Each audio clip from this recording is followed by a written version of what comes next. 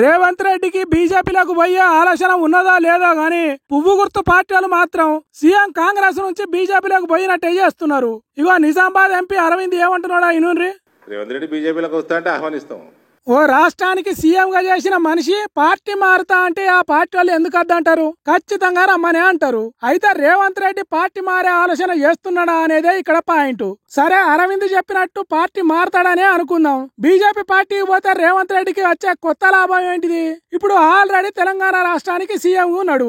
ఇంతకంటే పెద్ద పదవి కావాలంటే కేంద్ర మంత్రి కావచ్చు అని అనుకుందాం కాసేపు. అయినా అది ఇప్పటికిప్పుడు జరిగే పనేనా? దానికి ఎంపీ పదవి ఉండాలి. అంటే ఇప్పటికిప్పుడు సీఎం పదవికి రాజీనామా చేసి ఏదన్నా ఖాళీ అయిన సీటులో పోటీ చేసి ఎంపీగా గెలిచి కేంద్ర మంత్రి కావాలి. ఇదంతా జరిగే పనేనా?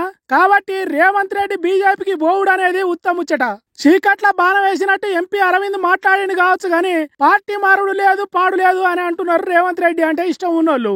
అయితే ప్రధానమంత్రికి ప్రపంచ దేశాల అధ్యక్షులే కుర్చీలు చేస్తున్నారు. ఇక రేవంత్ రెడ్డి ఢిల్లీకి పోయి కలవడా అనే విషయం మీద పార్టీ మారే ముచ్చట చెప్పిండు. అదేంటిదో కూడా ఒకసారి ఇనుండ్రి. చెటాకు మెదడు ఉన్నాడు ఎవడైనా ప్రపంచంలో మోడీతోటి మంచిగా ఉంటారు. ట్రంప్ పుట్టినే మంచిగా ఉంటున్నారు. రేవంత్ రెడ్డి లెక్కన ఇప్పుడు ఇట్లా కూర్చుంటాను పోతే మోదీ వెనకకొచ్చి కుర్చీ తాగుతున్నాడు, కుర్చీ కూర్చోబెడుతున్నాడు ట్రంప్. రేవంత్ రెడ్డి కలిస్తే ఏమైతుంది? అదన్నట్టు ముచ్చట. అయితే ఇట్లా మాట్లాడు బీజేపీ పార్టీలకు అలవాటే. మంచిగున్న పార్టీలలో పుల్లలు పెట్టి నిలువున శీర్షుడు కామనే. మహారాష్ట్రలో చూడలేదా, మధ్యప్రదేశ్ లో చూడలేదా అని అంటున్నారు ఇంకొంతమంది. షోకాజ్ నోటీసు అదే సస్పెన్షన్ ఆర్డర్. ఇది కాంగ్రెస్ పార్టీ మాకు ఇచ్చినటువంటి సస్పెన్షన్ ఆర్డర్. ఇది ఎక్కడ మిస్ కాకూడదని ఫ్రేమ్ కట్టించడం మళ్ళా నలగకూడదనే ఉద్దేశంతో.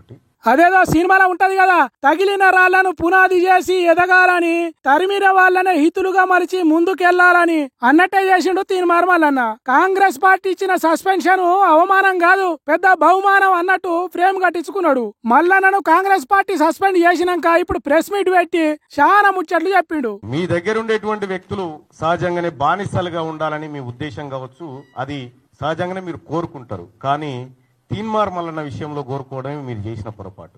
గౌరవ ముఖ్యమంత్రి రేవంత్ రెడ్డి గారు నన్ను కాంగ్రెస్ పార్టీ నుంచి బయటికి పంపించడం ద్వారా ఏదో జరిగిపోతుంది, ఇక బీసీ ఉద్యమం ఆగిపోతుంది, బీసీలు ఇంకెవరు మాట్లాడరు అనేటువంటి భ్రమలు మీకేమన్నా ఉంటే తొలగించుకోరాలి. వెనకటి బీసీలం కాదు మేమంతా, ఆధునీకరించబడి ఆలోచన మెరుగుపరుచుకొని వచ్చిన మలిదశ బీసీ ఉద్యమకారులు మేమంతా ఇప్పుడు పుట్టుకొచ్చిన వాళ్ళం.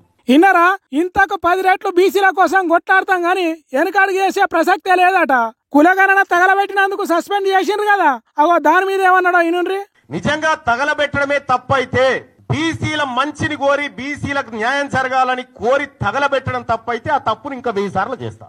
ఇక ఏం చేస్తారో చేసుకోండి అని అంటున్నాడు. నిజంగా కులగణన సక్సెస్ చేయాలనేటువంటి ఆలోచన గనక రాష్ట్ర ప్రభుత్వానికి, అందులో ఉన్న అగ్రవర్ణాలకు నిజంగా ఉంటే కులగణన ప్రారంభోత్సవమే వేడుకలాగా జరిగి ముఖ్యమంత్రి గారు ఆయన ఇంట్లో, మంత్రులు వాళ్ళ ఇళ్లలో, ఎమ్మెల్యేలు కాంగ్రెస్ పార్టీ నాయకులంతా ఎవరింట్లో వాళ్ళు మొదటి రోజు చేసుకొని సమాజానికి ఆదర్శంగా చూపించేటోళ్ళు. కానీ అదేం చేయలేదు.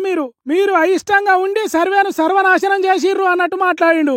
అంతేకాదు దీనికంటే కేసీఆర్ చేసిన సర్వే కరెక్ట్ అన్నట్టు మాట్లాడిండు. గతంలో 2014లో కేసీఆర్ గారు సర్వే చేసినప్పుడు దుబాయ్, బొంబాయి ఎక్కడున్నాడు గురుకొచ్చిండు. అంత పకడ్బందీ ప్రచారం చేసిరు.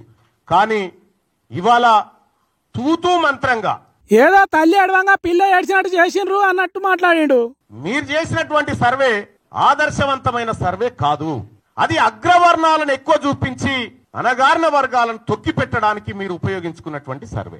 ముందుగానే ఏం చెప్పినో ఇప్పుడు కూడా అదే చెప్తున్నా. బీసీలకు అన్యాయం చేస్తానికే ఈ సర్వే చేసిండ్రు అన్నట్టు మళ్ళా చెప్తున్నాడు మల్లన్న. తర్వాత అట్లా కాలబెట్టడం తప్పు అని చెప్పి షోకాజ్ నోటీస్ సస్పెన్షన్ చేసినావు. ఒకవేళ నాదే తప్పైతే నువ్వు మళ్ళీ సర్వే ఎందుకు చేసినావు? మరి 3,54,000 ఇండ్లను మనం ఇంకా సర్వేలో పాల్గొనలేదని చెప్పినాం. 16 లక్షల మంది అని చెప్పినాం. ఈ 16 లక్షల మంది అన్న సంగతి మీకు ఎట్లా తెలిసింది? అది కూడా పాయింటే. 2011 సెన్సెస్ ను యూపీఏ గవర్నమెంట్ చేసినప్పుడు తెలంగాణ జనాభా 3,53,00,000, 83 లక్షల ఇండ్లున్నాయని చెప్పినాం. ఇలా ముఖ్యమంత్రి గారు చెప్పినటువంటి లెక్క 1,15,00,000 ఇండ్లున్నాయని చెప్పారు. ఈ 83 1,15,00,000 దాదాపు 32 లక్షలు పెరిగింది. 32 లక్షల మంది ఇండ్ల కొత్త ఇండ్లు వస్తే అందులోకి ఒక్కడా నిలడా మరి ఇవాళ ఇట్లా కాంగ్రెస్ సర్కార్ చేసిన సర్వే మీద లా పాయింట్లు లాగిండు. మరి ఇంత తప్పుగా సర్వే ఎందుకు చేయాల్సి వచ్చిందో అది కూడా చెప్పిండు. దీని కథ ఏంది, దీని వ్యవహారం ఏందంటే కేవలం ఈడబ్ల్యూఎస్ ను రక్షించుకోవడానికి వేసినటువంటి ఎత్తు మాత్రమే. ఆలోచన చేస్తే నిజమే కదా అన్నట్టు ఉన్నది. మల్లన్న చెప్తున్న ముచ్చట అని అంటున్నారు బీసీ బిడ్డలు. ఇట్లా సర్వే లెక్కలు ఎదురంగా చెప్పుడే కాదు, ఏకంగా సీఎం సార్కే సవాల్ ఇసిరిండు. మొన్న మాట్లాడి నన్ను దోషిగా నిలబెట్టిరు, విలన్ చేసిరంటే విలనే అంటారు. ఆ విషయంలో నాది బాధ్యత, దీని మీద డిబేట్ కు నేను రెడీ అంటే ఎక్కడికి రావనో చెప్పు, నేను ఒక్కరిని వస్తా. సాక్ష్యాలతో సహా సర్వే కాగితాలు బెండిలు కట్టి ఉన్నాయి. దీన్ని తప్పు అని ఎవరు నిరూపిస్తారో రాన్రి అన్నాడు కదా సీఎం. మరి మల్లన్న సవాల్కి ఏమంటాడో చూడాలి. మనం ఒక పని చేస్తే తరతరాలు గుర్తుండాలి.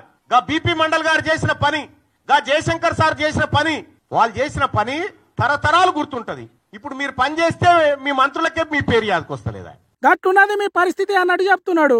ఇలా తీన్మార్ మల్లన్న ఏం చేసిండో 2018లో రాహుల్, 2011లో రాహుల్ గాంధీ గారు కూడా అదే చేసిండు. Manmohan Singh government, UPA 2 government తీసుకొచ్చిన ఆర్డినెన్స్ చింపి చెత్తబుట్టలో బారేసిండు. ఇలా నేను చేసింది గదే. మరి అప్పుడు రాహుల్ గాంధీని ఎందుకు సస్పెండ్ చేయాలి, ఇప్పుడు నన్ను ఎందుకు సస్పెండ్ చేసిండ్రు అన్నట్టు మాట్లాడిండు. కుద్దు రాజగోపాల్ రెడ్డి గారు అనే నువ్వు బ్లాక్ మెయిలర్ అని చెప్పి వెంకటరెడ్డి గారు 50 కోట్లు పెట్టి తెచ్చుకున్నావని తిట్టే. అంటే అంతర్గత ప్రజాస్వామ్యం అనేది కాంగ్రెస్ పార్టీలో అగ్రవర్ణాలకు ఉంటది కానీ అణగారిన వర్గాలకు ఉండదా? ఇదెక్కడి అన్యాయం అంటున్నాడు. కాంగ్రెస్ పార్టీ తీన్మార్ మల్లన్నను ఎమ్మెల్సీగా గెలిపించింది అంటున్నారు కదా. మల్లన్నకు కాంగ్రెస్ కాదు, కాంగ్రెస్ పార్టీకే మల్లన్న ఏం చేసిండో చెప్పిండు.